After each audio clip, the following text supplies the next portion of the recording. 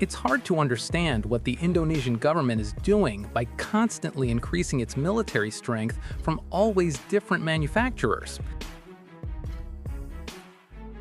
So, on March 30th, 2026, the Ministry of Defense of the Republic of Indonesia officially signed an acquisition contract for 12 units of Pilatus PC-24 versatile jet aircraft for the Indonesian Air Force.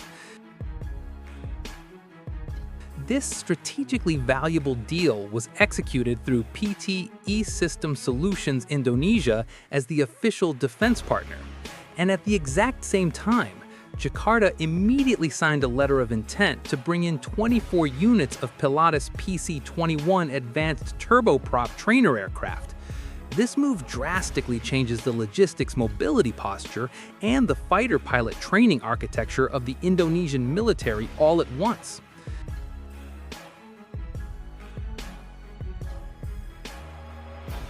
The steps taken by Jakarta seem highly aggressive. Continuously boosting military strength in the Southeast Asian region forces an arms race that will keep happening in the coming decades, especially since being led by a president with a strong military background. But behind all that, there are also things that Indonesia genuinely needs considering its vast territory. With a sovereign territory stretching across over 17,000 islands, airfield infrastructure is often only at a pioneer status. Business jets or conventional liaison fleets are too fragile to be forced to land on narrow airstrips, while deploying giant cargo planes like the C-130 Hercules consumes operational costs that are way too high for small-scale tactical missions.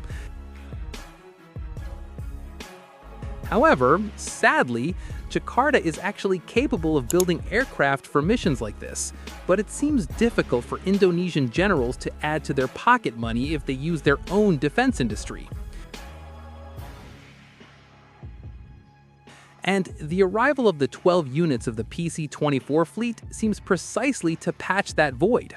Powered by a pair of Williams International FJ-44 engines, this jet, globally recognized as the super versatile jet, offers highly specific and rare technical performance.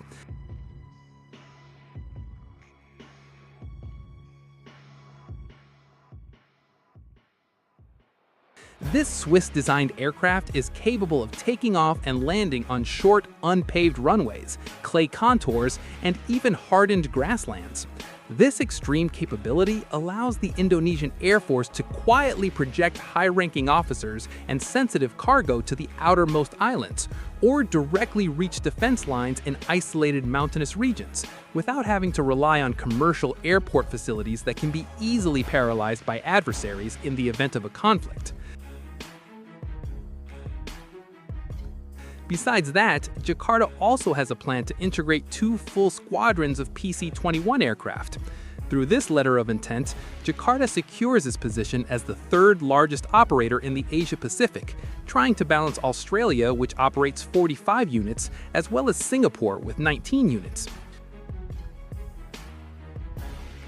Technically, the PC-21 will serve as a trainer aircraft to help educate young pilots. This turboprop plane is equipped with an open avionics architecture and an integrated cockpit simulation system capable of replicating radar, precision weapons management, and electronic warfare from Generation 4.5 to 5th-generation fighter jets. Student pilots can experience the workload and dynamics of cutting-edge air combat realistically, just from behind the cockpit of a propeller plane.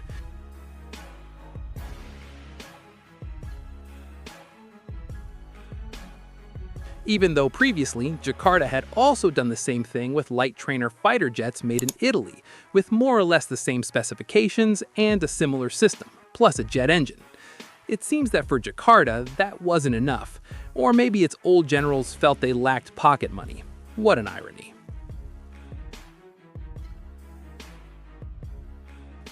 From the perspective of budget strategy and defense politics, the decision to choose this stands-based manufacturer reflects very strict cost rationalization.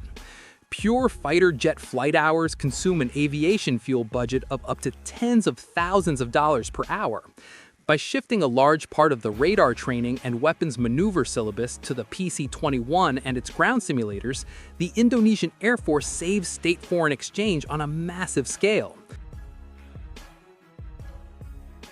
The domino effect is that the military manages to extend the technical lifespan of frontline combat fleets like the F-16 or Rafale. Furthermore, Pilatus has a track record that is deeply rooted in the archipelago. The reliability of the legendary PC-6 Porter aircraft, which for decades conquered the extreme weather and deadly contours of Papua's airspace, has cemented a solid foundation of trust for decision-makers in the Ministry of Defense. Maybe that's what those old generals said to lobby the government, using classic excuses, but with a goal of nothing more than just pocket money. But in reality, every leap in weapons technology always brings its own tests. Bringing in a total of 36 advanced aerospace assets from Europe demands absolute readiness in the spare parts supply chain and the capacity of local maintenance engineers. If the ground training equipment system fails to be absorbed optimally, the sophistication of this fleet risks turning into a logistical burden that eats away at combat readiness.